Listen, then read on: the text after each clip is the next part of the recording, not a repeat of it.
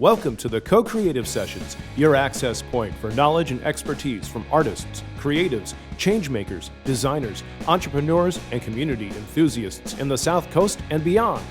Whether you know it or not, your environment does play a big role in your work. I'd recommend anytime you find something that's really effective, break it down. The idea is to get started today. Avoid overthinking it. The Co-Creative Sessions is funded by Mass Development TDI and the Barr Foundation as part of the TDI Creative Cities Initiative to boost arts-based economic development. This program is also supported in part by a grant from the New Bedford and Dartmouth local cultural councils, local agencies, which are supported by the Mass Cultural Council, a state agency. And now, the Co-Creative Sessions. Well, thank you for joining us for Season 2 of the Co-Creative Sessions. I'm Scott Bishop. I'll be moderating tonight's session. If you have questions for our presenter, please drop them into the chat and we'll get to them as soon as we can. We'd appreciate it if everyone can remain muted during the presentation. And now let's talk about our presenter. Kat Knutsen is a New Bedford-based artist with a background in drawing, painting, and animation. Kat was one of the animators for the Oscar-nominated film Loving Vincent and the artist who designed and led the making of the Jazz Mural in downtown New Bedford. She has a passion for image making, design, teaching, and art production. And she's also currently a professor at Bristol County Community College. You can find more of her work on her website, katknutsen.com. And now, here's Kat Knutsen. Thank you so much for that introduction, Scott. And I want to give a shout out to Dina Hayden for inviting me to be a part of this series and for the co-creative sessions. And I want to thank everybody for joining us today. So we're going to be talking about how to use the figure to design ideas. And before we begin, you're going to need some supplies to do this workshop. The way that this workshop's going to work is I'm going to do a little bit of an introduction to some of my work and my portfolio of what I've done. And then I'm going to go over some ideas about design elements, basic design ideas that go into the 2D art that I create. I'm then going to show some examples of some inspirations of artists. My inspiration sources are changing regularly because I'm always looking at a lot of artists. And so I'll show you guys a couple of those artists that I've been looking at recently, especially for their use of design. And then we're going to be using our sketchbooks. So you'll need some sort of a drawing surface. It could be a sketchbook. It could be a canvas. It could be a digital iPad if you're working on Procreate. And then you'll also need something to draw with. It could be anything you'd like. So after I give y'all the introduction to my work, and then we go over little bits of design elements and looking at examples of artist inspirations, I'm then going to start doing a live drawing. And I invite y'all to join me in doing that. When I'm doing the live drawing, the live sketch, I'm going to be working with a couple of model references that are going to be available on the screen. If you have any references that you would like to use, let's say you have a photo of a family member or some friends, or if you have other model references available, you can use those to do the exercise. I have a background in figurative art with painting. I have an MFA in painting. I studied at University of North Carolina in Asheville for my BFA and University of Massachusetts at Dartmouth for my MFA. But I started at a junior college in Charlotte, North Carolina called Central Piedmont Community College. And so my experience going through the different state schools was really enriching and informative. And I've always been inspired by how the illusion of space is created with the figure. And I made it a mission to kind of understand how these types of pictorial images are created. So we'll go ahead and start. This image right here is a painting that I'm currently working on finishing. I just have a couple of more portraits to finish. These two gentlemen right here, they're the same person, that's my husband. And so I have a couple of portrait studies to do before I go in and do the color study. But what I want to talk to you all about is some examples of how I approach designing my work. So we'll go through a different variety set. So this is a series that I completed last year and I worked on in 2020 as well. It's called the Hive series. I had this idea, really excited about how the community plays its part, different parts of the community play their part to help make a community thrive.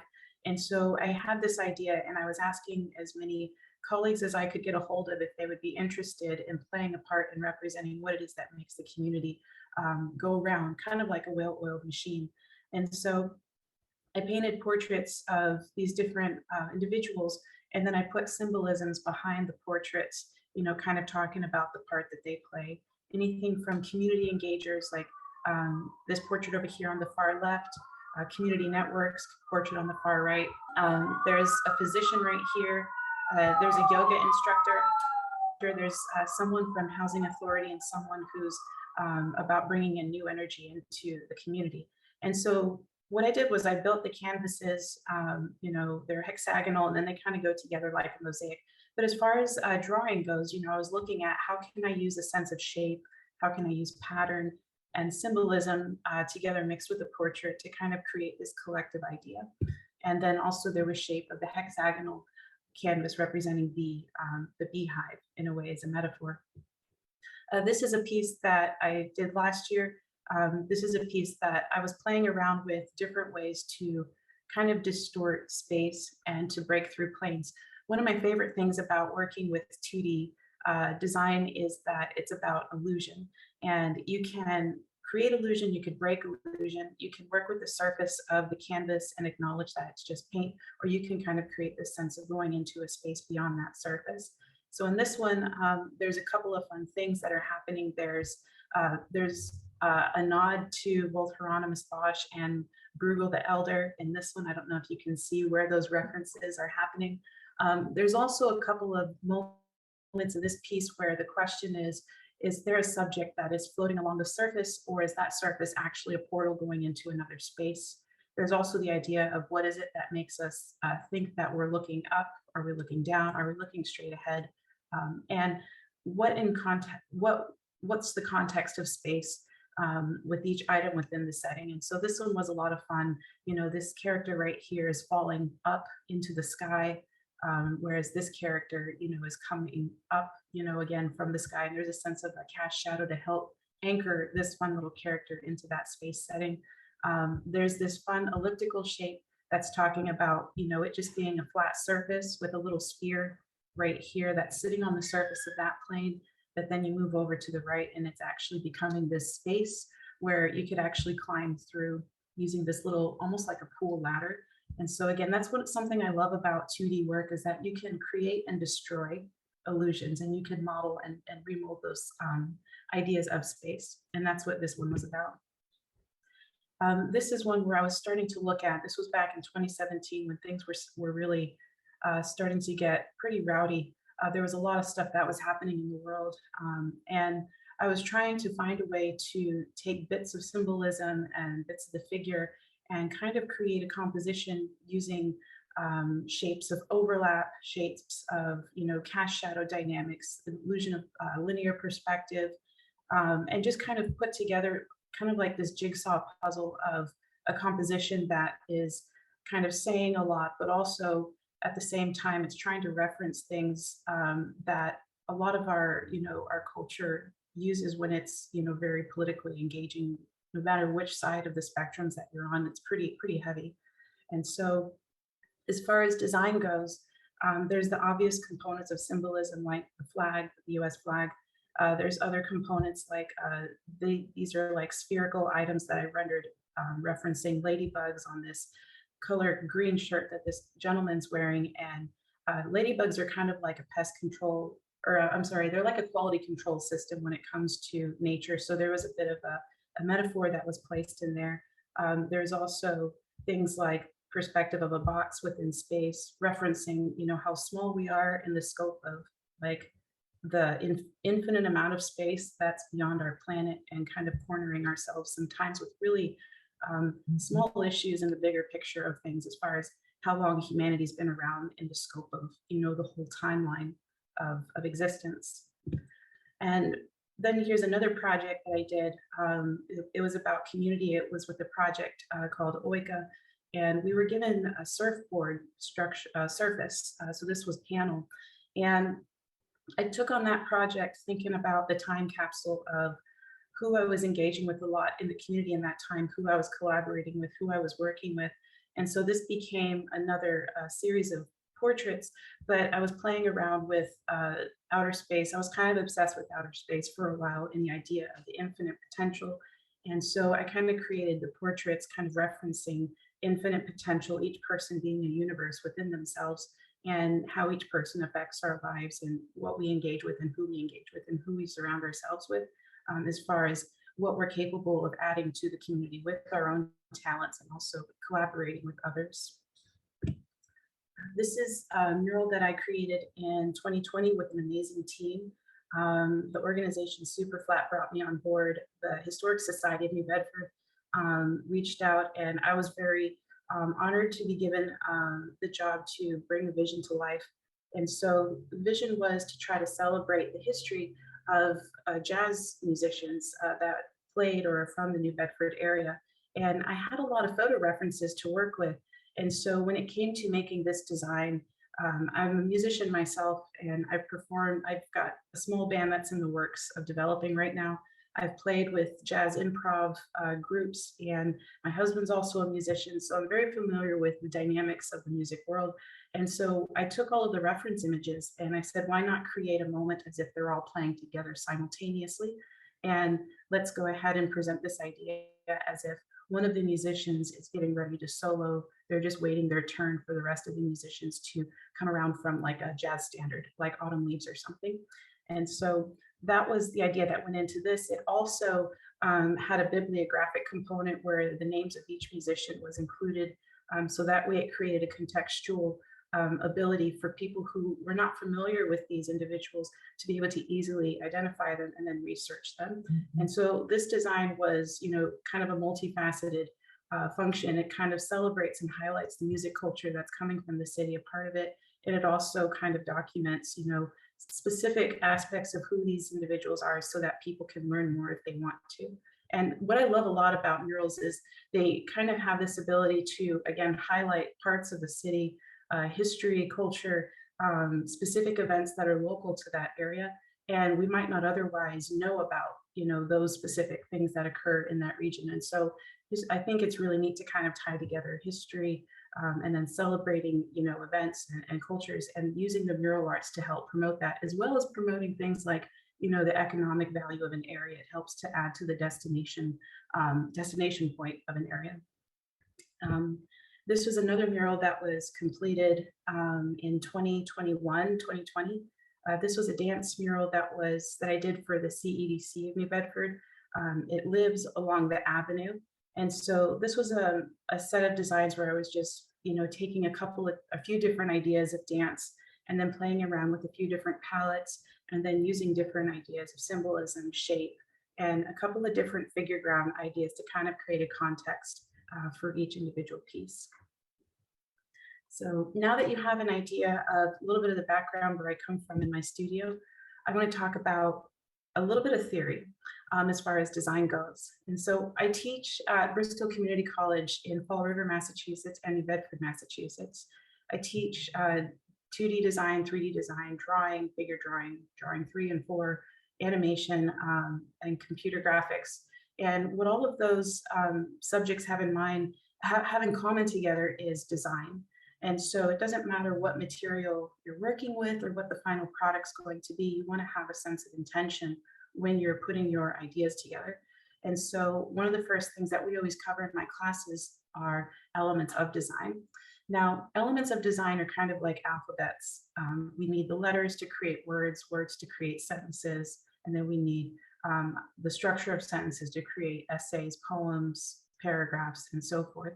So the elements of the design are kind of like a little bit of the alphabet and some of the beginnings of the grammar that go into the work. So I want to show you a couple of artists or a few artists that I really love and how they're using aspects of some of these different design elements in their work. And what I'd like for you to do, if you'd like to participate, is in your sketchbook, as I'm going over these different examples, maybe draw a very small box, like big enough for you to be able to work within it. And you're going to see the vocabulary of these design elements appearing right beside the art pieces. So what I'd like for you to do is see if you can kind of quickly sketch out how do you see bits of these design elements that I'm talking about happening in the works, okay? So this artist I've been looking at for a little bit. I think he's a really fun illustrator, Henry Green. And in this piece, Henry's using order, symmetry, and balance. So if you were to do a thumbnail sketch that replicated what you see happening in this piece, how would you be able to identify, like just with a quick sense of a line or a quick sense of like a shape, or how would you be able to like shorthand this design using, looking at these design elements? Can you do that? What I think is really important about this particular practice is you start to be able to deconstruct the design, the intention, the blueprint of the artist's work. And rather than just seeing the final superficial, product, you kind of get a chance to really unravel and see how it was woven together. Can anyone say where they see order happening in this? The levels of images in the image, the sharks and then the hands, Yeah. and then the shoulders and the heads. Yes, absolutely. So order, it's the first one on the top left. Order is when you see something happening repeatedly, kind of becomes pattern-like. It becomes repetitive, and it kind of becomes a stabilizer component in the design. So absolutely, the hands, the heads, the teeth on the shark, absolutely. What about symmetry? Sharks. Yes, you got it. Symmetry, absolutely. And balance. The whole thing is pretty well balanced side to side in its symmetry. Yes, the sense of balance is happening throughout. There's a really good sense of basic shapes. If you were to break this down into sets of basic shapes, it'd be pretty easy to do that. Now, what's neat about all of you as artists is you're going to break it down differently in basic shapes. Like off the top of my head, I would break this down into a set of stripes, like the area up here.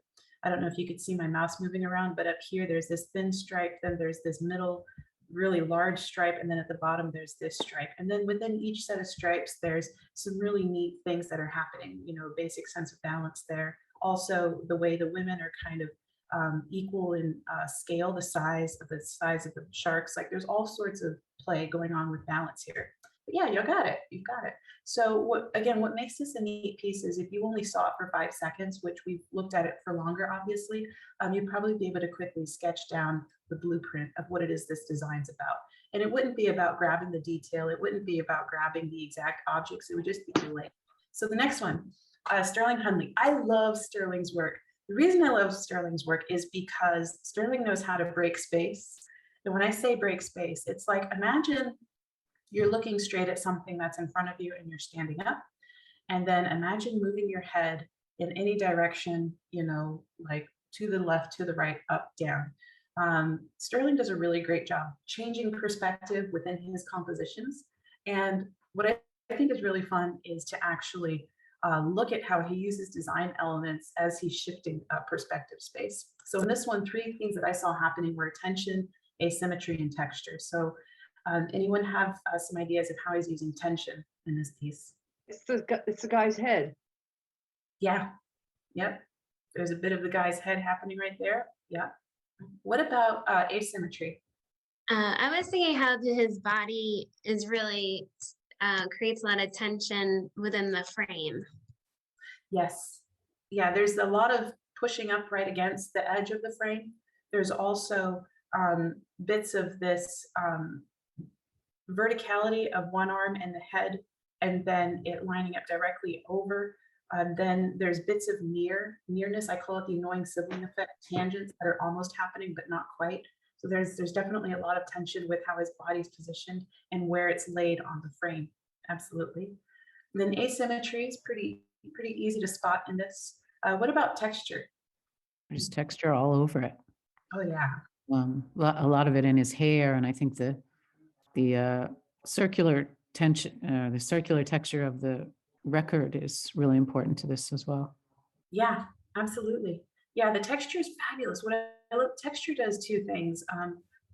A lot of times I see artists using texture with mark making, the textures that build from that, and then tonal patterning. And so if you're working with a single drawing device and you go to town doing different types of tonal patterns, like the tonal pattern of fur, or the tonal pattern of that record, or the tonal pattern of like the clothing items he's wearing, it's basically, it's degrees of how fast are things getting dark and light, and what's the quality of the edge as that's happening. Are they soft edges, hard edges, and what's that breakdown in? And you can come up with lots of combinations. And then there's also the other thing of texture, just like the material texture and how the marks are being made. So I was just going to say, one of the other things that strikes me about the texture is that, for instance, on the gray shirt on the background, it's almost like the paint is cracked. So he's not necessarily being obedient to the texture of the literal thing. He's creating his own texture based on what he's feeling in that composition. Is this a collage? It almost looks like a collage, or is it all painted? it's a painting. Wow. Also, perspective is kind of skewed. There is not a sense of perspective. You're looking down on the record. The chair looks like it's upright, and the cat looks like it's looking at you directly. Yep. That causes a tension of some sort. Yep, absolutely. Yes, yep, absolutely. So a big habit, and this kind of spoils the experience, the work of art, but at the same time, I think it gives us a back door, kind of like behind the curtain of Wizard of Oz experience when we start to deconstruct what it is that artists were doing in their work. Because if you're drawn to something, it's really important to understand what it is about it that you're particularly drawn to. So that way you can kind of create what I call these grocery list checklist items to then take back into your studio. It's like, I love how, like in this one, Sterling, again, what I love about his work is his use of spatial distortion, his sense of shape and gesture, and I love hands. I love the way that he renders movement and weight with his hands. What is coming out of the red dripping from his left eye coming down to the record? What is that? So he's playing with this perforated line of sight. And so what I think, this kind of makes me think of like a graphic design illustration type aesthetic, because this little perforation you're talking about right here, he's talking about where his eye is looking. His eye is looking across the surface right here. And then there's this fun aesthetic of this same graphic that's happening right there as well. So it's that element of play that's, again, in one sense, he's giving us an illusion of space. In another sense, he's playing with design. In another sense, he's telling us a direct story with bits of symbolism. And he's also kind of playing around with adding little bits of information, like where his eye is going in space. So scale. Wow. Ready to see scale happening. Oh my God. Right? It's huge. Here's a question. I love this. This goes back to theory of illusion of space versus the actual scale of something. So is that bird closer to us, or is that bird just really big? And why? The bird is really big. Why? Because the people are really little. All right. So the scale is saying the bird's really big. Who else has an idea? Scott. I actually think that the bird is normal sized, and Okay. it's the perspective of the head is messing with us, because the hand is actually really large, but it's attached to that person in the background. Yep, you got it. Either or. So again, that's what's so cool about 2D illusionary stuff. You get a chance to play, like, is this the size of the person or of the object or the animal, or is it spatial distortion? Who in here has ever taken a photo of something and you're fairly close to it and all of a sudden there's distortions that happen? Sure. Yeah. So our phones comes with, a lens that creates really sharp perspective. Sharp perspective is when you have vanishing points that are within the picture plane that you're drawing that are very close together, and they start to create these almost like bubble-like fisheye effects. So drawing is acknowledging space. There's a lot of different ways to play around with space.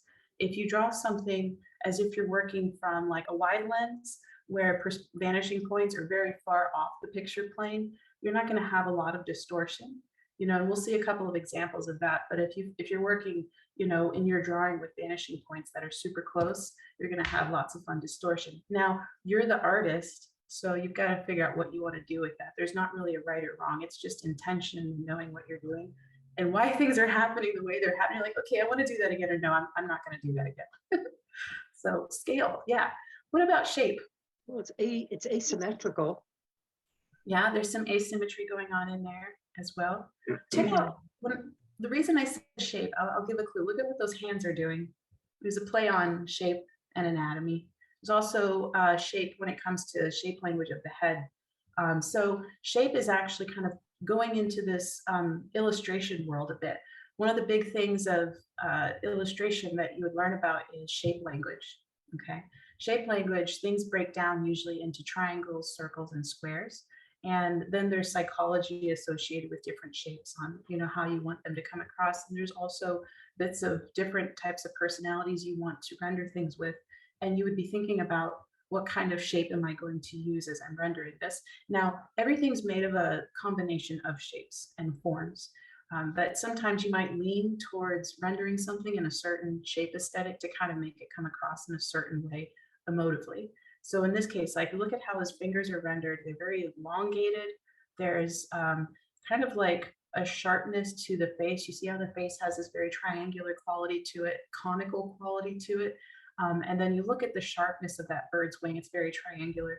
And it has, and then this is not even considering, like if we put this in black and white and didn't look at the aspects of color and symbolism, just looking at shapes, it really gets us some fun things to analyze and to assess. So if you found something inspiring about this image, what I found inspiring it was his sense of shape, you know, how he distorted things with shape. What is the shape on the far left? That's his sleeve. The last thing I have on this example is order. I put in parentheses referencing the sense of color, but order is again looking at how there's a consolidation of the design, variety of scale and shape play with order of color. Like he's got everything kind of broken down into roughly 2 sets of color. There's a little bit of you know, highlighting on this use of orange-red color complements right there, and this bit of like what looks like maybe a window, stained glass window in the back, but everything's pretty consolidated into a sense of order as far as shapes go and color. This next artist I thought was really fun to reference. This artist is, you know, a little bit more of the early Baroque era, but what I think is really neat about an artist like this is using aspects of symmetry while simultaneously using asymmetry, also using contrast. There's an aspect of something called figure ground that all of them have.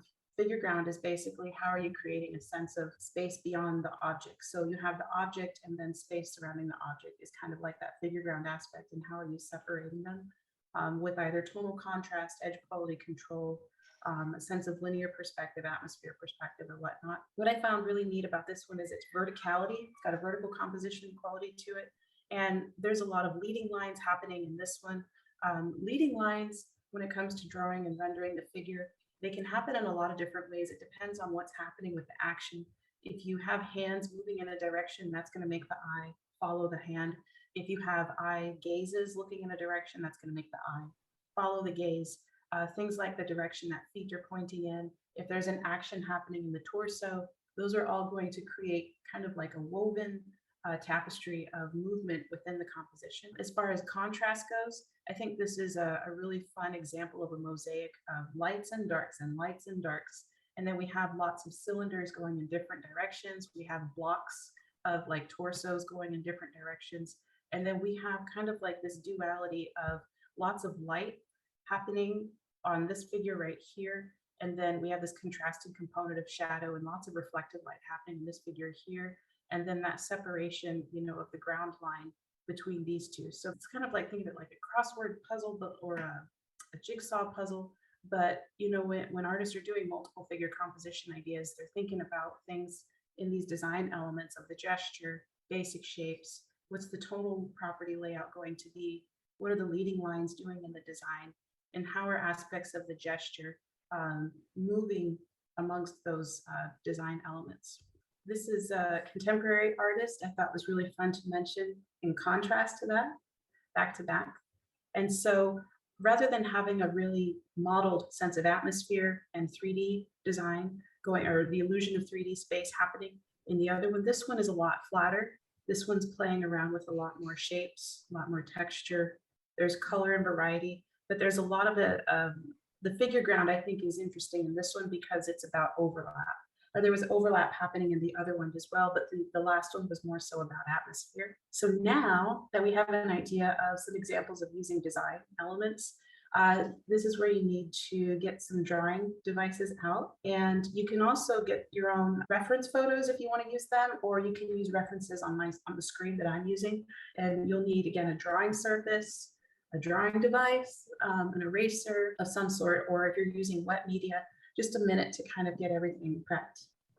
So the first thing I'm going to do is I want to go over this little image that's on the top left corner of my screen. It's a very basic layout of the torso skeletal components, basic shapes. And The reason I have that there is because when I'm looking at references, whether they're from life, in person, or they're photo references, these are the main bits of information that I'm always looking for. What are the ribs doing? What are the hips doing?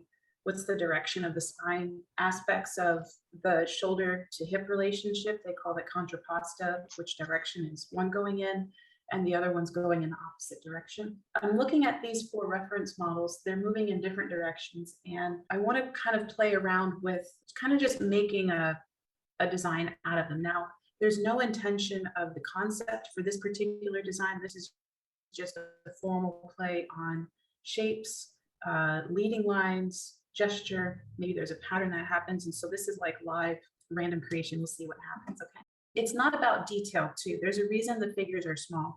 It's not about the detail of like the texture of what they're wearing or the detail of the articulation of the joints in their fingers and their phalanges or their feet. We're starting off with gesture and basic shapes and basic 3D forms of these things, of these references. First thing I want to look at, I was kind of referencing it earlier, was little bits of shape design. Shape. When I say shape, I'm talking about circle, triangle, square, or sphere, cone, pyramid, cube, cylinder. So I'm looking at shape. And then another thing I'm looking at is gesture. Gesture is, it's kind of like doing, it looks like a I, like the letter I, but the capital letter I that has serifs on it, but going in different directions. And what that does is it's referencing the shoulders and the hips. So the shoulders are the top part and the hips are the bottom part in this case. So I'm looking at the gesture of the form. Then the last thing that I'm really looking at is basic 3D form on the gesture regarding the anatomy of like ribs, spine, and hips. So I'm going to look at what's happening in this figure right here. This figure, there's a triangle happening.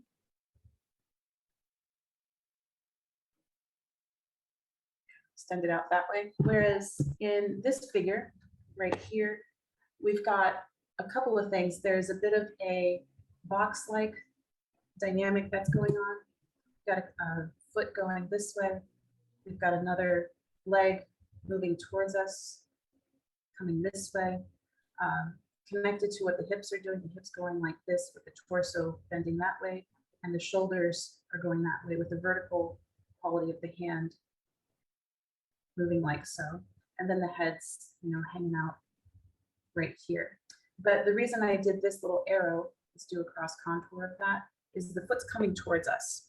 A lot of times when you're working from reference, you're forgetting that it's a 3D image that has been consolidated into a 2D form. And so when you have bits of foreshortening, there's also foreshortening happening in this woman's knee right here. But when you have bits of foreshortening, it means that scale is going to change, because as things get closer, they get bigger. As things are farther away, they get smaller.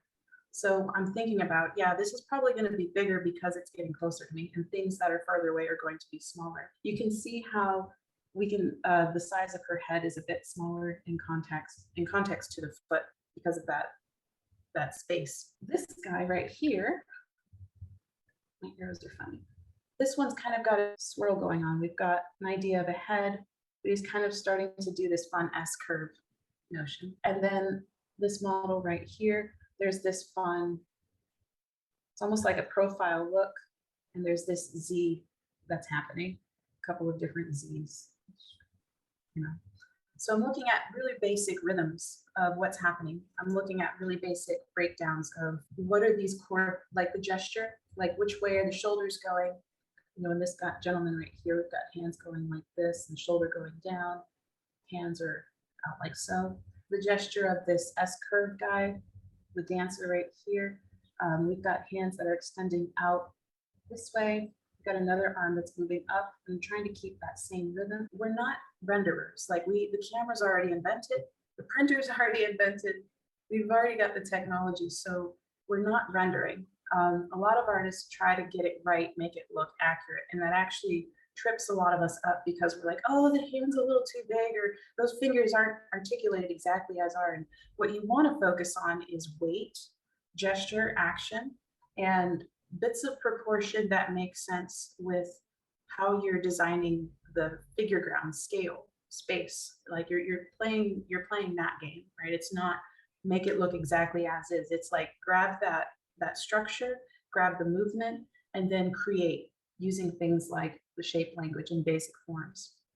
Okay, so that kind of brings us to this other thing, back to the 3D form. So we've got, this is a really great exercise to do as artists. Like we've got basic forms like cylinders, we've got boxes, pyramids, cones, you know, we've got basic forms. But what's really fun is building abstract forms out of those. That's actually really great to do in your sketchbook. Just, you know, when you have time in your sketchbook and you're just filling a page or two, play with just putting these shapes together and let them distort as far as scale goes to show how they're bending around in space. For example, like if I do a quick thingy right here and I'm not looking at a reference, I'm just kind of playing around. I'm like, oh, there's the idea of, maybe I put a rib cage right here, and I'll put some idea of an arm that's kind of going in this direction, and then the hands coming back towards us. There's the thumb, and they're kind of doing this, that hands are like, oh gosh, like this, that wrist action right there with this one. And then let's say maybe this hand is kind of bending back a little bit. Like we see the thumb kind of popping out right there. And then with this little gesture right here, I don't know, let's say it's a funky shape like a mermaid tail of some sort. And let's see, we actually, you know, you see how I just made that out of random, it's just shapes, really, really basic shapes. And the head's kind of a bit big right there. But when it comes to working with basic forms and then analyzing in your references what the action is, where the weight is, a really great way to break that down is using simple forms and shapes. And those shapes being referential to, you know, the circle, triangle, square type dynamic. I'm going to erase these guys so that I've got room to keep playing. I'm going to keep this little mermaid character here though, because we might come back and talk about that. So I'll put him right over here for now. All right, so I'm just kind of going in and I'm erasing some of the structure or construction lines underneath to kind of make it a little bit easier to see the character that was slowly kind of starting to come out of this little exercise.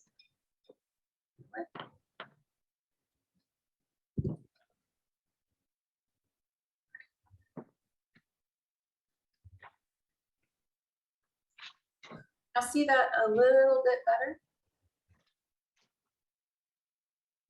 How it turned into like this little mermaid-like character. And it's kind of twisting. You know, there's a bit of a twist that's starting to happen in the torso. It's kind of, use a different color real quick. It's like bending this way behind. So it's going, it's bending in that direction. Can you see that? Yep. Right. So that's like, we're thinking 3D. That's a really important thing. When you're working in a 2D surface, you have to remember you're creating illusion. And illusion is you're going from circle to sphere, from circle to cylinder, from square to cube, from square to pyramid, you know, or cone. So there's the basic shapes, but you always need to make sure you remember that contour quality, the cross contour, where things are moving on the x-axis, which is left and right, the y-axis, which is up and down, and the z-axis, which is close and far, and things are moving along those three planes. Let's go ahead and play with inventing using the references. So what I'm going to do is I'm looking at shapes, gesture, and form. That's all I'm doing. Okay. So I'm going to start with a pose that I think would be a really great introductory pose into the design. So I'm actually going to start with this figure on the far left up here. What she's doing is like this triangular type idea. So what I'm picking up on with her is there's this triangular idea. Now the triangle on my screen is flat and it's an image of her, but again, remember she's representative of a 3D space. And so as I'm looking at this space that she's occupying in this reference, I have to think 3D. It's like redoing a 3D reference.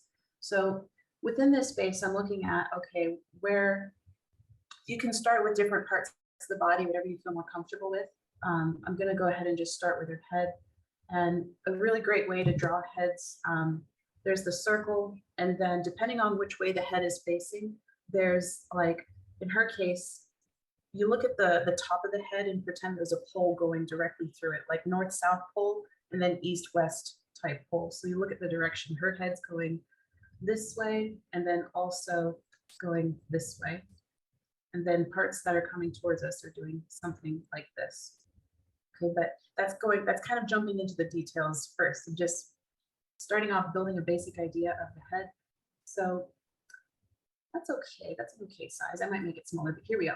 So her head's going, it's almost like a profile, and looking at basic ideas of which way her eyes are facing, and let's get the rest of her head quickly thrown in there. And going back to this idea of gesture, you know, which direction is the gesture of her head going in, and how are the shoulders working in this case? So there's a rough idea of a shoulder line going this way, and then it's extended off in the distance. The hand's getting smaller, so the arm's not on the same plane, you know, exactly like as her shoulders, it's actually going off into the distance. So we have some foreshortening going on. So what I would do to taper that, to tell myself that, is, you know, show that tapering is getting smaller as it goes into space. You know, it's much smaller. And then the other component of the contrapposta, we see her torso is actually also moving away from us in space. It's going this way, further away from us. But a part of the gesture, let's go back to this basic shape set. So the ribs are kind of like an egg, missing the bottom half, and the hips are kind of like this round elliptical box, and they're connected with the curvature of what the spine's doing in the back, or the front spine, the sternum, what's going on there. So I'm looking for the properties of what those basic shapes are doing. And this is also where perspective kind of comes into play. So if you have a box and you're looking at the box this way, that's one perspective. If you're looking at a box this way, that's a different perspective, right? So I'm looking at, how can I place rib cages? How can I place hips? How can I place these anatomical items in box-like structures, so that as I'm dealing with things like foreshortening, perspective influences, the whole structure is going to go into space in a unifying way. So we're not stuck rendering specific details. We're quickly jumping into structure. Does that make sense? We've got the top going here, got the bottom going here, got the shoulder kind of moving up this way. And then we've got the hip starting to come in. We almost see an elliptical, like the top ellipse, we call it the hip ellipse. We almost see that top hip ellipse head on, and then it's actually moving away from us in space this way. And then the humerus bone down here, you know, is coming straight at us. And so this is a moment of foreshortening. Do a funny little humerus bone there. That's not accurate, obviously, but just to show a bit of that foreshortening, it's coming towards us fast.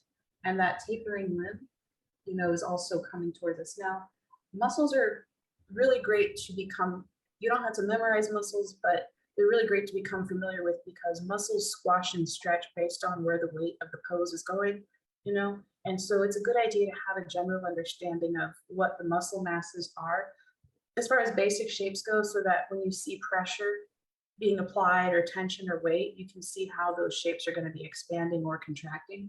In this case, you've got the quad muscle, and then I forget what this muscle, it's like a ribbon. It kind of goes around here, and then it connects right underneath the knee, but we can see the action of those two muscles, the quad and that little ribbon muscle happening here. But as far as like simplification, we can consolidate it down to basic shapes. It's acting like a cone. It's being a cone. So here we go. But as far as gesture goes, the basic contrapposta, the hips, the shoulders going this way, and then the hips are kind of moving up, going that way, and then connected to one part of that hip with that quad muscle, the leg there.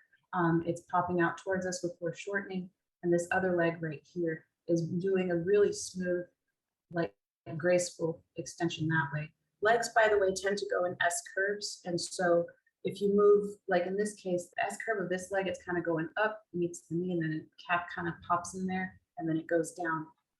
And so the gesture line for the limbs is just basically, it's a wire. I just put a line in there, and that's like what I call diagonal sighting, like sight your diagonals, which degree is that diagonal going in, and do a quick reference of what that direction is. So it's moving in this direction, got basic shapes to add on to that. Again, got a quad muscle going on here. And then once the knee hits, when the legs extended all the way, you'll see dynamics of curve, straight line, curve. So there's a curve on the top, and then it's usually met with more of a straight line on the bottom, depending on what the pose is doing. There's a bit of a curve that meets where the kneecap is, and then there's a straight line on the opposite side. In this case, there's a curve below where the calf is starting to extend itself towards the foot, and then there's more of a straight line there. And then when we get to what the feet are doing, I'm going to redo this because talking and drawing at the same time can make the drawing do silly things. So I'm just going to do the drawing really quick. I'm just going to shoot for, I want the leg to kind of end up over here.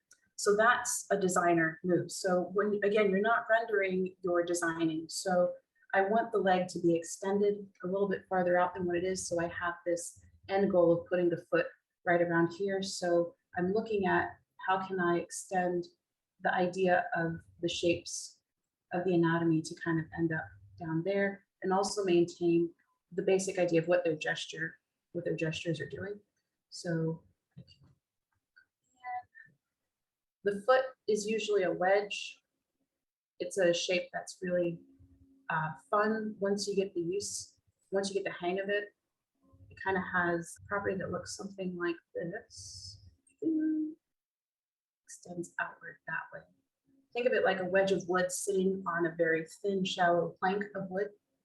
Her foot's kind of turning in space. She's leaning to the side of her foot right over there. All right, so I've got a basic idea of what's happening there. Going back to the foreshortening aspect of what's happening here. This is like a bit of a zigzag. There's some more foreshortening of the calf down below.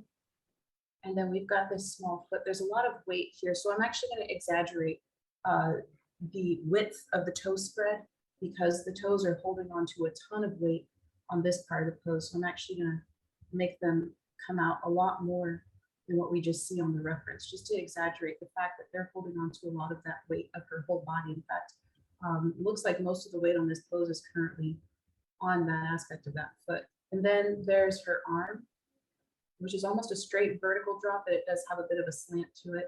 And the arm's actually closer to us. If it's closer, it means it's further down on the picture plane. So her hand is closer, so it's going to come down further. Hands do this really cool thing. It's kind of like a webby box in a way before it meets up with the ulnus and the radius. But fingers kind of do a spiral thing. It's like think of a spiral. If you look at the direction of knuckles, they follow a spiral pattern. It's really cool. And so I always tell students, what's the spiral of the knuckles? Get the spiral, and then you'll be able to figure out the extension of the length extension of what the hand's doing, and also the perspective of the hand. So in this case, that's a little wrist right there. Her hand is splaying out in these different directions, and her knuckles are actually moving up this way, and then they're moving like this, and then they start to splay out over here. Meanwhile, her thumb, connected to that upper part before it goes into the wrist, is going out, and then it's pressed up against the surface of the floor going in, and then there's that other part of the box part of the hand, and then it's going out with the rest of the fingers right there. And so it's looking at the box structure of the hand. Let's draw a little bit of the hand together really quick. So let's say if I put like a thumb right here, there's going to be a bit of a spiral effect. So you'll have, a set of fingers. Ooh, the middle finger is usually longer. Of course, everybody has different size fingers and whatnot, but hands kind of follow that basic structure of that box of the palm, and then the articulation of the cylinders. Of course, mine are a little bit too short right there, maybe a little bit longer, but that's the basic structure of the hand. Meanwhile, this hand over here, which I exaggerated how much I was going to be foreshortening that. I'm going to come back to this part now. So her rib cage is moving, and then we get the obliques of the muscles starting to come in right here. And then we've got the deltoids starting to pop in. Muscles, sometimes they're fun to draw in basic shapes, like deltoids are pretty tear ducty. So let's draw that. And then we've got the lats, the latissimus dorsi in the back right there, having fun. The elbow's going a little bit further back, so I'm gonna let it kind of get big and small. And then I'm gonna shrink, I'm actually gonna shrink this more. And I'm gonna let the hand happen a little bit sooner. So this is a case of where we don't see the entire back box of the hand, but we do know that it's there. So we see that curve of the knuckles starting to happen, and we see this splaying, this like really large balance splay of what the fingers are doing. And then there's that connection to the thumb that's happening there. Now this hand's too big, because if you look at the size of this hand to this hand here, they're the same. Things that are the same, they're probably on the same picture plane. Like if you see me in the camera right now, my hands are the same plane, so they're the same size. All of a sudden, this one's farther back, so it's smaller. This one is still drawn to the same size, so it means the shape idea is there, but the scale is wrong. So I've got to redraw it. Really quickly grab her and bring her down so I could still see the hand. So the hand is splaying out, and as the hand is splaying out, we need it to be smaller in reference to the other hand. So I got to go back and zoom out. This hand is about this big. To make the space change, I'm going to make this hand not really extend beyond this point right here. So I'm telling myself, like, I can't let it go beyond that point. So as I start to build it, again, there's that rough spiral of knuckles that are kind of disappearing behind the wrist. And then there's a set of knuckles that are coming in for that first set of fingers there. And then this starts to bend down a bit, moves to let the thumb is attaching to this part of the box of the hand right here, moving towards that wrist area. And then we kind of see a little bit of that other component of the hand. Raise this section just a little bit to give us more of that curve. And then we see bits of the thumb. Now the thumb's fun. The thumb kind of pushes out and then kind of comes in and then pushes out again, depending on which direction you're facing of the thumb. So let's say that this is a part of the thumb right here. You know, it does this, you know, everyone's got different things going on with their thumbs, but it kind of bubbles out and then it goes in and then it bubbles out again, depending on which way the thumb's facing the context of it. But in this case, like, even though the reference kind of shows a tapering thumb, that's the same size cylinder throughout. I think the thumb is always a great area to kind of reference this change in shape to kind of help emphasize, you know, that component of the gesture. But I guess that's an aesthetic of mine that I love articulating a little bit more. So I'm going to put the thumb in a little bit more of a squiggle design to kind of help push more of that. So zooming back out so far on the gesture, like if I just back up here. So in this basic gesture study, you know, I was looking at basic shapes, the triangle, looking at the idea of what the gesture is doing. And as far as basic forms go, you know, there was the box idea of where the ribs are living. There was the hip ellipse, you know, from hip to hip. And then looking at how the tapering limbs are starting to branch out from those two main areas. And this being a really foreshortened pose, it was really neat to see how the hips are basically doing something like this. The hips and the ribs together, they're kind of creating this really neat, there's like a stretch there, and then it goes in. And then there's like this elliptical concept back here and comes in, and then there's this leg here. When you draw something once, it becomes easier to draw it again and again and again, and then you start to build a bit of a memory on it. But even before getting into the detail of that little leg right there, you know, I'm looking at what are these shapes, like the shape of which direction the rib cage is going in. Like I can see the abdominal muscles are going to start kicking in right here. The obliques are going to start influencing curvatures right here. And now I basically have all the information I need to really start designing, you know, a concept with this information, right? With the torso, using basic shapes, gesture, and 3D form. This is kind of jumping into aspects of design. So we know already that this pose has a triangular quality to it. But as far as design goes, erase these things. I think one of the best pieces of advice I got when I was in grad school was use a bigger brush. That's probably make life easier. Just use a bigger brush so it goes by faster. Okay, so this has a triangle component to it. So if I wanted to start designing with this and I wanted to use something like similarity, for example, I could start to play with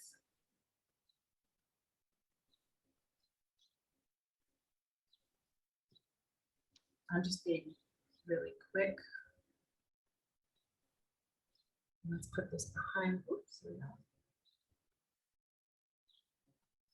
Let's put this behind there, and I'll just throw a big bright color in there. So this does start to create an aspect of design as far as using similarity. We have triangle and triangle referencing on top of this.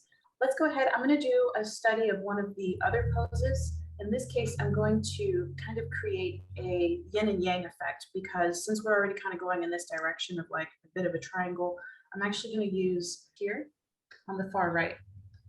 Tracy has a question. Is suggesting to use a bigger brush referring to digital drawing, physical drawing, or both? Everything. If you can make as few strokes as possible to get it done, use the right size brush so that time is not spent doing busy work. That's what it's referring to, whether it's an eraser, a brush, chamois cloth. If you have a large space to cover, use a big brush. If you have a small space, use the right size brush accordingly. So I'm going to hide that graphic for now, and I'm going to lock this graphic for now, and I'm actually going to turn this graphic off so that it's not as distracting. I'm going to do a study again now of this graphic right here, this gentleman. So I'm going to bring him down just a little bit and get closer so we can see. And going back again, I'm looking at these questions right here. What is the shape? Number one. Number two, what are the gestures? And three, what are the basic forms that break those ideas down? In this case, there's some triangles that are happening. This idea of a triangle shape that's starting to move in this direction. And then it's coupled with a cylinder bend, because we get to the hips. And the hips are kind of like, remember, the hips are kind of like a hip ellipse meeting with a box in a way. So the hips are going in this direction, like so. And they're kind of bending in like that. The rib cage, as far as basic shapes of, remember up here, remember looking at basic ideas of what the rib cage is doing. Within this triangle shape of what his torso is doing here, the rib cage is actually moving in this direction. So we got the sternum, we can see one set of ribs going that way, one set of ribs going that way. We see the clavicle come in, but the clavicle is doing some really, I can play with the clavicle a little bit more. I'm going to add a little bit of an S curve to that. The side of the ribs start to pop in right here. And then this part of the ribs, we actually don't see as much because it's foreshortened. It's moving in the opposite direction this way. And we have the pectoralis muscles that actually start to show themselves. So the pectoralis muscles are attached to the sternum right here. And there's a lot of action that is being influenced by what his arms are doing. But before we get to the arms, I want to look at how is the head planted in all of this. So the head, really quickly, so you've got, let's look at a basic breakdown of what the ribs do. The ribs kind of, you've got the sternum idea, you've got the ribs doing this, and then in the background, kind of doing something like that. The head comes out of this whole area right here. There's the spine, and then the head starts to sit on this. You've got the mandible for the jaw, and then you've got the top of the skull right here. And what's really important to remember in all of this is that the head is a box. Everything lives in a box-like setting. So as I'm looking at how is the head and the neck connected to the ribs, I'm also looking at what's the box direction that these structures are going in. So I'm doing that simultaneously, okay? I'm gonna erase the box because that's kind of in the way. All right. So in this direction, there's I'm looking for that hole of the rib cage. So his rib cage is kind of like, it's right here. There's his sternum, and there's the hole for his neck, and there's roughly what that rib cage is doing right there. Okay. So that's how I'm seeing that information.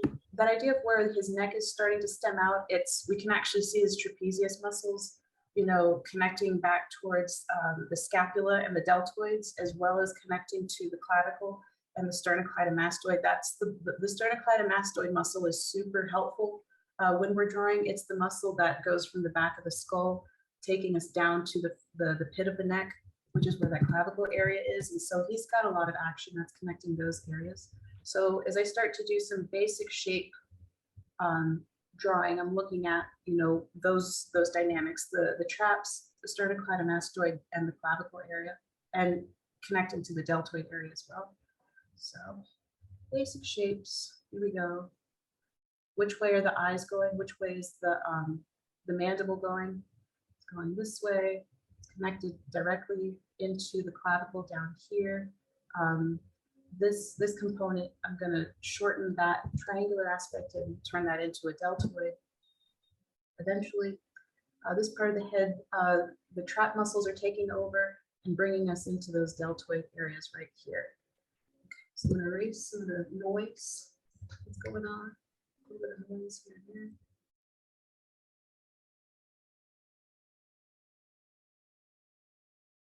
Make that head a little bit bigger. There we go. And the neck's connecting into that clavicle area that's moving around this way and then moving in space that way. I'm going to increase that line right there so it's not confusing. So the other side of the trap's connecting to that deltoid muscle, but rather than, again, carving it out and trying to draw negative positive shapes, I'm looking at what's the rhythm and the shape direction of his torso and everything. So, and then now his arms. So there's a turn in space where his back is kind of moving like this. So he's going up around the neck and then he's going down.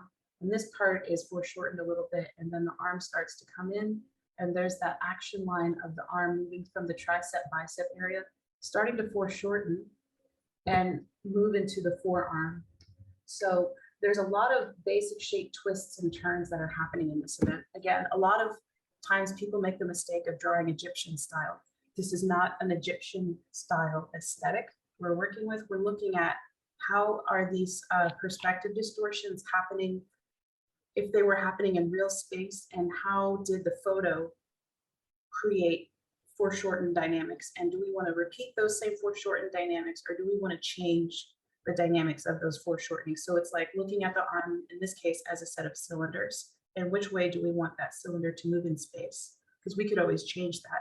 And the more that you practice in your sketchbook looking at basic references or working from life, you start to become a little more accustomed with breaking down anatomy into basic shape forms that you could then manipulate more easily. But okay, continuing. So deltoid teardrop jumping in, his bicep is pulled up, and so we see a bubbly effect to it. We see that bicep moving in with the tricep down below with the humerus. This moment where I forget what it's called, it begins with an O. It's that moment right down here where the elbow starts to happen. But his hand is starting to move towards us. And so if you look at the picture plane, suggests that the head and the hand are on the same location as far as the z-axis goes. Remember, we talked about X, Y, and Z, but what's happening is the hand is actually closer to us. And you can kind of tell with things like what's going on with the light. You can look at how bits of cast shadows are kind of moving underneath the arm. And it's like, okay, if I know that the hand's closer, it means as I draw it, I need to show that I see that the scale is changing. It can get a little interesting as far as changing scale.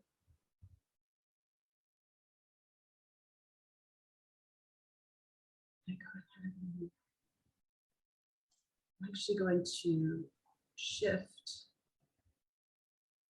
as if I'm drawing this hand. And it's doing something slightly different, just to kind of show how we can play with it more.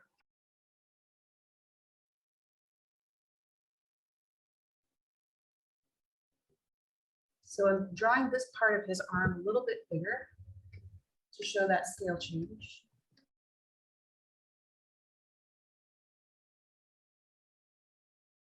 And I'm also pushing a bit of an idea of weight that's going to happen. And so I'm going to change the pose I'm redesigning the idea of what the pose is doing a little bit right here. Okay. So this part of the pose is going to come in a little bit more like that, as if we're seeing the fingers.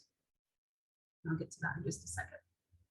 All right. Meanwhile, this hand, this arm right here, I'm just going to do a basic action line, and he's twisting around a little bit, and so with this action line coming up right here, so basic tapering limb, getting in, showing where the elbow is in reference to the muscular structures right here. And now, rather than the hand going in this direction, I'm going to change it so that the hand is actually twisting towards us just a little bit more.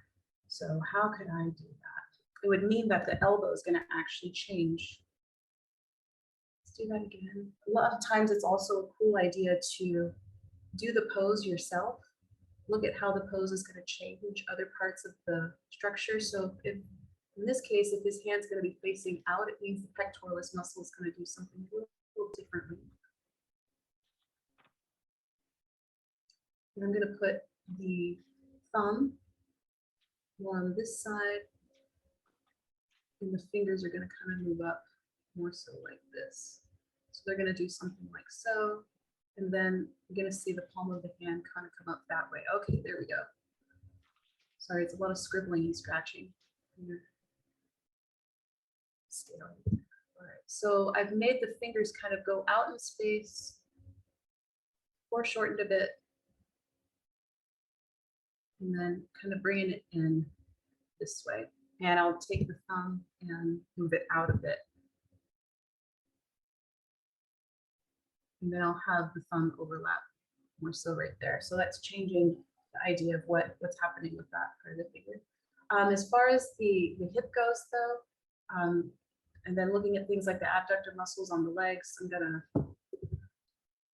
keep those for now as they are. This leg's foreshortening towards us, and then it's kind of doing a bit of a zigzag, moving away from us this way. And then this is a really nice, strong foot pose. Now, a really good thing that I'll tell students is if you exaggerate the scale of the foot, if it's holding weight, like if you make it just a tiny bit bigger, it actually carries a lot more structure than if you draw it the actual size. So I'm going to make this a little bit bigger, move it in space a little bit more, and kind of give myself an idea of how I'm going to plant that foot. So just a basic idea right there that I'm going to build on. So this is, again, it's like looking at, I'm bending the knee a little bit more this way, as opposed to it pointing directly at us. I'm pointing it a little bit away from us. So I'll have to change the nature of what the muscles are doing on the outside a little bit. And then this one, what I'll do is I'll keep it moving in this strong, almost like a strong zigzag direction right here. So this is, again, like it's a basic gestural blueprint of like, what am I going to do with said pose? So this one, there's a lot of a profile dynamic happening here. Whereas this one, it's a little bit more foreshortened. A really cool trick I use for knees and elbows when trying to figure out if I need to draw them longer or shorter is I look at this ellipse, like the ellipse of what connects the knees together to figure out if I need to make something come up a little bit more or go down a little bit more. So then there's the idea of the basic curves going into things. The quad muscle showing and going into the kneecap is usually a bit of a divot right here based on what the pose is doing. And then you've got the shins going into what's going on with the ankles. The bone on the inside of the ankle is usually is higher up than the bone on the outside of the ankle, but I can kind of get to work starting to sculpt that after I have the basic pose in. But yeah, that's kind of referencing figure drawing one stuff. So let's talk a little bit more about design. So I changed the position of this hand right here, and I made it so that the hand is a lot bigger.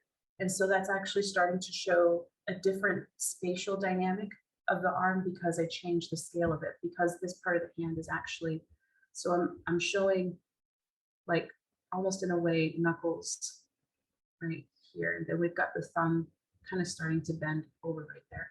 Shapes, let's go back to shape ideas. So in this case, there's an idea of like an X, there's a couple of triangles that are happening inside of this pose. But what's really fun is let's look at how this pose kind of starts to talk to the pose from before.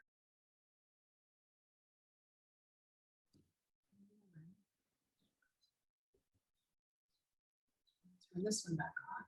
I'm going to put these two together. So now we have a design that's starting to happen. So I'm going to turn off these aspects. I'm going to move this guy back up here, like so. And for now, I'm actually going to turn off the models. Okay. Now we have a potential design that we're starting to work with. And the design has some spatial ideas that could be worked with. This is where I think it gets really fun, because we didn't have an intentional design that we started with. We just took the two references and we changed a little bit of the reference dynamics. So I'm going to start moving things around a little bit. I can take this model, for example, and make this model a little bit bigger, start doing a little bit of overlap as well to show space. And this actually also starts to bring in an idea of potential use of perspective. I know this is not a workshop on perspective, but I'm just going to do a really basic thing called a perspective grid layout. So I'm going to do the perspective behind that. I'm going to write it right here. Perspective grids. Perspective grids help us to see space and how an idea of space is intended to be experienced. You'll see perspective grids in concept art, storyboarding, comics, sequential art, animation, especially in the preparatory phase to figure out how the characters are going to be arranged within the setting. I'm going to make it a different color because we're going to add it and also take it away. The first thing that comes with perspective is something like the eye level. The eye level is where the viewer is experiencing the space. So if we have an eye level that is similar to what this character is experiencing right here, what's going to happen is there's going to be the floor plane is going to make this character above the eye level, so we're looking more up at that character. Really quickly, I'm going to make some perspective lines going from a vanishing point this way.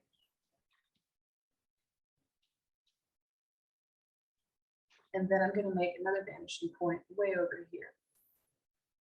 Again, the further your vanishing points are from the picture, the center of the picture plane, the less distortion you see happening in your work, depending on what you're wanting to create. Currently, the space that these two are occupying, this starts to present some really cool potential ideas as far as what can I add to the space. I want to think about something like scale. I want to think about overlap, right? And then things like vanishing points in a way. So if I wanted to, using this grid, I'm going to start adding some things in here. So let's say that there's a structure maybe right here. I'm going to use this grid. Now I'm going to keep the vertical perspective isometric, where the planes are parallel. I'm not going to use 3-point perspective on this. I'm just going to keep it simple 2-point. So let's say I want to build, I'm actually going to put the box right here. So let me redo those lines.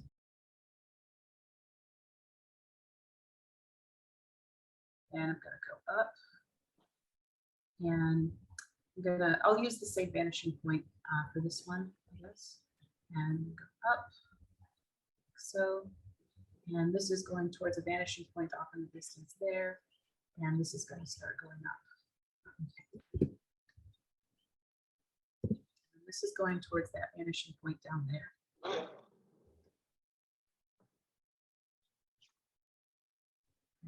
Now this is where things can get really fun. I can either keep this basic structure of a box.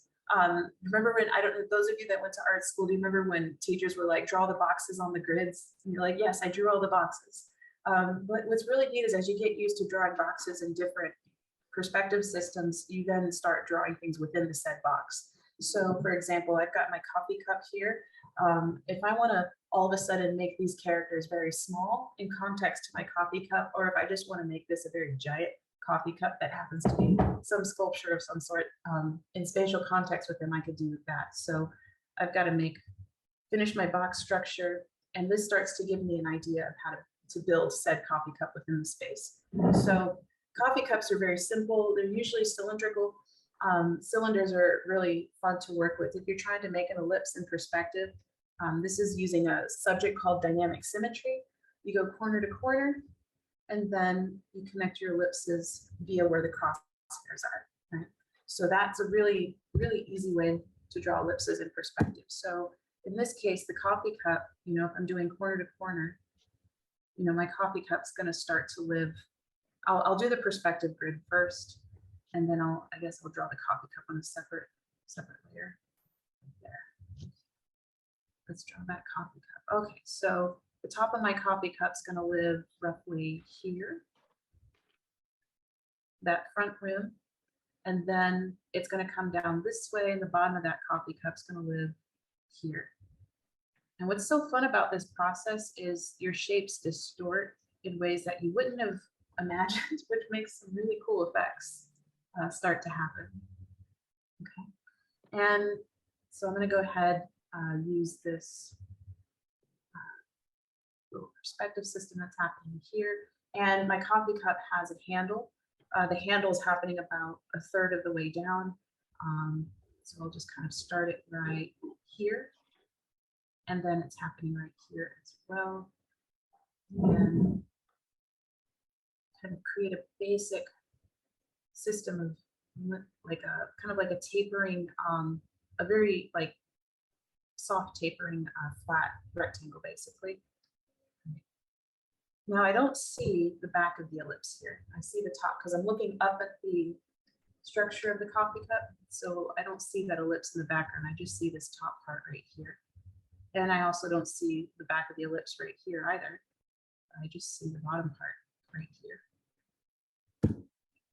So I went from, so now this funky little structure is in the same spatial context with the characters, and that's just one. We can start to add all sorts of things to the context. Let's say if there's another figure, like we have this fun figure right here. I wonder if I can access that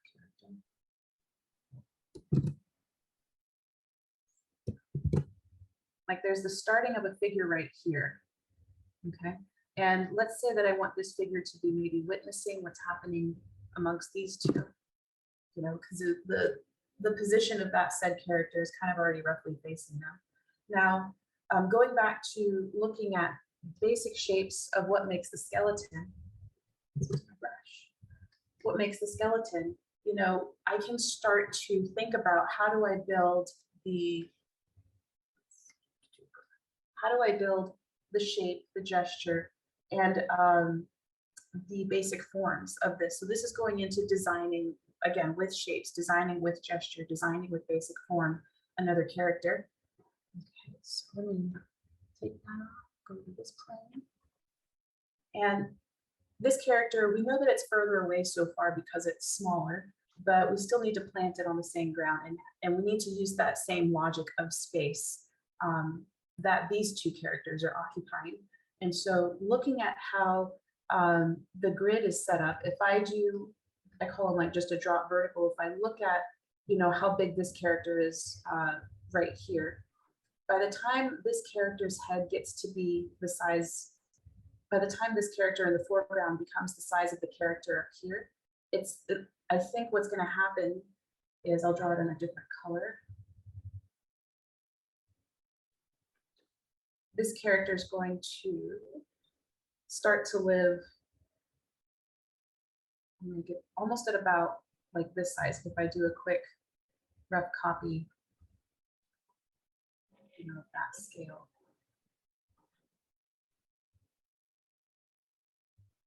There's going to be a lot of a scale change here. So this is going to be about the same scale that this character is right there. So I'm looking at when I draw the next character into my design, what's the overall scale change that I'm going to use? And then where do I plant the feet of that other said pose?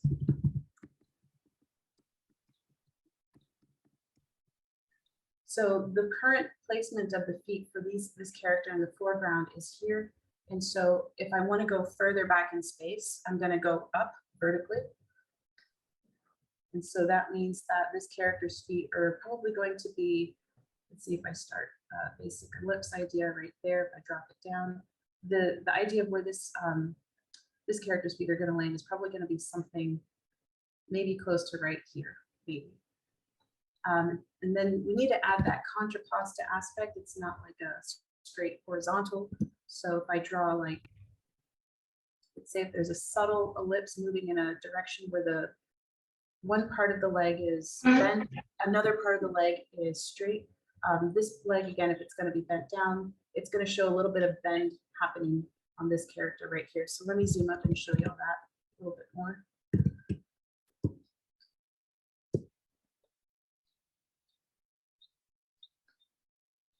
So I'm drawing basic hip action and a contrapposta for this character, and I'm playing with the scale of how this character is going to be rendered in spatial context to these two characters at the top, right here. Giving it a little bit of a contrapposta. The hips are moving in this fashion, so the shoulders are going to move in a slightly opposite fashion. For the sake of design, going back to ideas we talked about, there's symmetry, there's order, there's contrast, there's scale, there's rhythm. I can look at what's the design that's happening right now and how could I manipulate the shape of this character's pose to kind of start to go in line with the rhythm of what the composition is doing. Now, these two characters, they have a lot of triangles going on in their poses, and they're kind of pointing at each other, but they also have hands that are pointing out of the space of the design. So this character, you know, depending on what I want to do with the idea of the scene, I can either have the character kind of like a distant, you know, observer. They could be a part of the action of the scene. And depending on how I want this character to live in the space, I'm going to be thinking about the shape language of the character's pose that helps give us the idea of what they're doing. And so let's say I want the character to be a part of said action, like maybe engaging with. There's going to be aspects of them kind of physically, gesturally engaging with it. And I have to think about what are those shapes. You know, it could be like, let's say there's one hand that's kind of hanging down, and then there's one limb that's actually starting to stretch, and we have an idea of like a sharp foreshortening that's happening with their hand of some sort. An idea like so, while one hand is kind of just like hanging down or whatever. That starts to create a sense of engagement as far as the direction. Or I could do something very different. I'm gonna put these on a whole separate layer. We'll call this B. So I'm going to turn A off. Or I could say that maybe this character is not engaged at all. So how could I use shape language to show that the character is not engaged? So, and then this is, again, this is like invention, this is experimentation. Like I'm going to maybe turn the rib cage a little bit more to the side for this one. Then have this arm kind of pop out, but then pop back in as if the hand's going to be sitting on the waist right here. Maybe this arm's kind of in front and we've got like a head, the hand scratching the head or something, like maybe out of confusion of some sort. And so with basic shape and gesture design, I'm looking at, you know, I'm using my lines economically, and I'm thinking about, you know, how could I tell a story with the shape of my gestures in a way that, you know, creates a sense of unity and cohesion within the design. So this design is a little bit less involved with these two front characters compared to this design, right?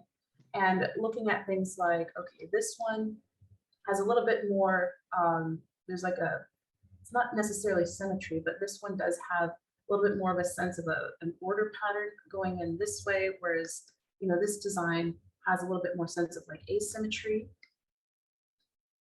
You know, we've got some different shape designs going on right there. Yeah, and that's, again, it's like, it's thinking about connecting the gesture, the shape of the gesture with the action of what the gesture is doing, and then plugging away different bits of the gesture, you know, into the whole design as you're starting to build a puzzle. And this is where a lot of the hard work for a design happens. This is where a lot of the problem solving starts to happen. Rather than going into like a super detailed rendering of something, you want to know exactly what you're going to render first. And so these are the steps that I always go through first when I'm thinking about how I'm going to approach creating a design. And this design is, you know, it's using a sense of space as far as scale goes. It's also very action oriented because there's a lot of triangles, there's X's, there's diagonals happening, there's some zigzags which create a very a bit of like drama going on right now, and it also has a lot of figure grounds, so it's a space and time type of dynamic. We could take a very different approach to the design, like if we wanted to create a little bit more something like a motif where we were not acknowledging as much of space, and we wanted to maybe keep the figure ground aspect a lot more shallow, we could do something like that as well. I want to take you guys down a slightly different path really quick, just to show you how fast and how fun this process can be. Now, if you're working with paper, what I usually do is I tape another piece of paper to my sketchbook to give me a bigger drawing surface. Or in my case, if I'm working digitally, I just kind of zoom out and make a larger drawing board. So what I'm going to do is I'm going to make a larger drawing board really quick. And I'm going to continue adding to the design. Let's take away the grid layer if we can really quickly. I'm going to take the cup away. I'm just going to look at these two. I'm just going to look at what these figures are doing in space together. And I'm going to put them in a vessel. I'm just going to put them in a totally different shape dynamic. I can look at this action of what the characters are doing. So there's a couple of things. There's this neat spiral activity that's happening on top. Make a new layer, show you all that. I'll use a different color. So up here, there's this cool plane of action happening there. There's also a cool box structure that's happening right here. So there's this really neat action line that's connecting the shapes at the top. And then there's this box-like structure that's connecting the parts at the bottom. So I guess really quickly, I'll just do a quick idea of a design for this, just to show you how you could take an idea and shift it very easily. Let's say if I take this design, looking at it structurally, and all of a sudden I want to start creating a different concept out of it, just really quickly. So now all I'm doing is I'm creating more of like a new vessel that I'm placing these characters within. Let's say if I make said vessel,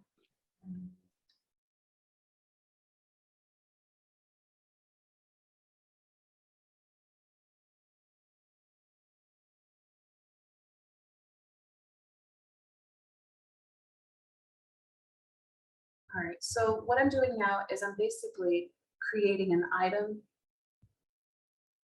out of this. So let's say if I wanted to turn this into a lily pad or something, just something super random, like you know those flowers that blossom on the lily pads. Let's say that this starts to then turn into an item such as that. So what I've basically done is created a scale change. I'll add some color in there really quickly to kind of give more of the context. And again, this is going into like, think about it like concept art development, you know, like putting your ideas together.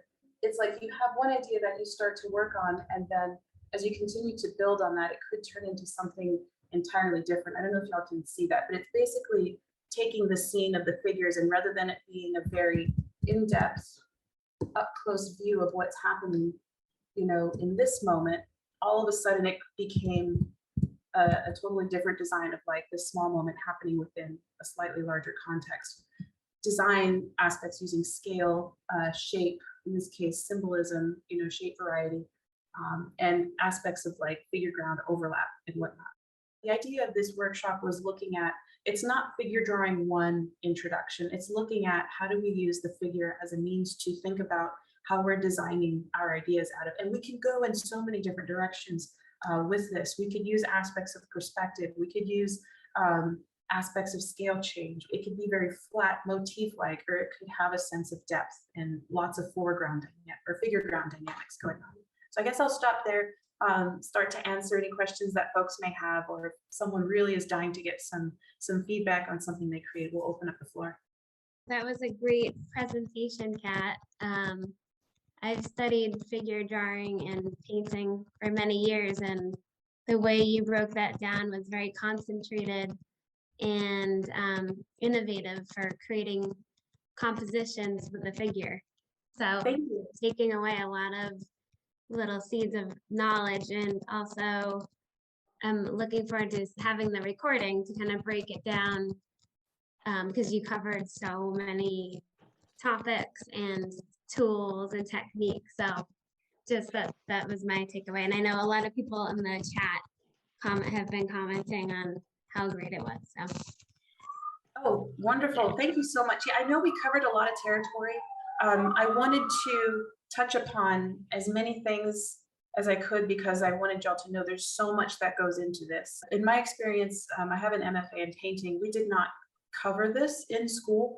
This was a lot of trial and error and research. And I'm a professor, at Bristol Community College. And when I'm trying to show this stuff to the students, we break this down over the course of 16 weeks. And this is even going into drawing 3 and drawing 4 levels. It's not introductory figure drawing. It's looking at how to use the figure gesturally in a design sense, and whether it's spatial or if it's more flat motif like in a graphic design sense. So it's covering a lot of stuff, just so that you can research these things more individually, or we could do more workshops on some of these things more individually, but there is a large umbrella of a scope that goes into this. So you kind of have some of the basic ideas and you could practice them independently. So Kat, can I show you something I did following along with you? Absolutely. Let's go ahead and stop screen share. So this is what I did. Yes, there you go. Yeah, there you go. Oh, wow, that's awesome. Yeah, you see how there's a really awesome, there's a neat rhythm that's starting to happen. Yeah. I encourage you to play with more overlap and scale. Like those two are fun to really dive into. Yeah, I have to tell you, I innately hate figure drawing, and so I wasn't even going to attend this class. But now that I did this, I thought, this is not that hard. No, you made it really not that hard. I mean, I looked at it, I go, wow, these aren't that bad. No. Thank you. It's practice. Thank you so much. Yeah. And when you look at a lot of what professional artists do, or industry artists, they're athletes. I tell my students, they're athletic, they're Olympian athletes. So we have like the basic membership to the gym, and we just have to go every day. I mean, we have to practice every day in our sketchbook. We have to work at it. And then it usually takes about a week and a half for new ideas to set in. Right. About a week and a half. And then you're like, oh my God, I know how that works now. And then as you're adding to that, and then you start to see your work really catapult the more you stick to your sketchbook practice. Yeah, it's just like composing music. It's the same thing. Yeah. Yeah. I was also impressed by your use of digital tools in ways that I hadn't thought of, like taking the different gestures that you had drawn, combining them, making a new composition out of it, having a layer for the grid lines so we can see perspective. I really appreciated seeing that because I can see the applications in terms of how you would design a composition and being able to move and resize elements in a digital environment to get a sense of, okay, is that how I want to place things? Is that the proportion I want? Yeah, there's an artist, I could put him in the chat. He's fantastic. His name's Kim Jung Ji. He's well known. He goes on the Proco channel all the time, and he is absolutely fantastic when it comes to inventing with perspective. So the grid that I laid out, Scott, was a very basic 2-point perspective system. Imagine a sphere, and then within that sphere, you have an eye level, but then that sphere is separate in itself. And then in that same picture plane composition, you have a whole nother logic of eye level dynamics going on. And then they're weaving together. He does really cool stuff like that with his perspective designs. He's really neat to check out. Now, are you having more classes? Because you did another one, Kat, that I was a part of that was absolutely terrific last year, I think pandemic time or whatever. Because I remember you, and I learned a lot from that class too. Thank you. That's wonderful. Yeah, I went to school wanting to learn how to paint multiple figure paintings. That was my initial inspiration. And then I love Disney's Fantasia. And I was enthralled with moving pictures, and then I wanted to try to combine them together. But the way the academic system was set up over the last, I'd say, generation, it's not designed to be an atelier, but it's more research-based and conceptual-based. And so a lot of these ideas I've kind of put together over time in my own practice. And then I teach, the community college I teach at, we kind of have a little bit of an atelier-like setting in the fine arts department. I teach with also Professor Eric Durant, who's an amazing sculptor. You should check him out. You would love his work. But we're really big on understanding the idea of the figure, gesture, design, and then applying it professionally. So that means animation, illustration, graphic design. So we're really big on really understanding the foundational components and then applying it to get a paycheck with it. Kat, Helen had asked what program you're using. Dina was thinking it was Photoshop. Is that Photoshop. Yep. All righty. Thank you, Kat, and thanks to everyone for joining tonight's session. Really appreciate it. It was a fantastic session. We hope to have Kat back really soon. Thanks for joining us for the Co-Creative Sessions. Stay tuned for upcoming sessions and view previous sessions in the series by visiting the Co-Creative Center's events page at cocreativenb.org. The Co-Creative Sessions is funded by Mass Development TDI and the Barr Foundation as part of the TDI Creative Cities Initiative to boost arts-based economic development. This program is also supported in part by a grant from the New Bedford and Dartmouth local cultural councils, local agencies, which are supported by the Mass Cultural Council, a state agency. We look forward to seeing you at the next Co-Creative Session.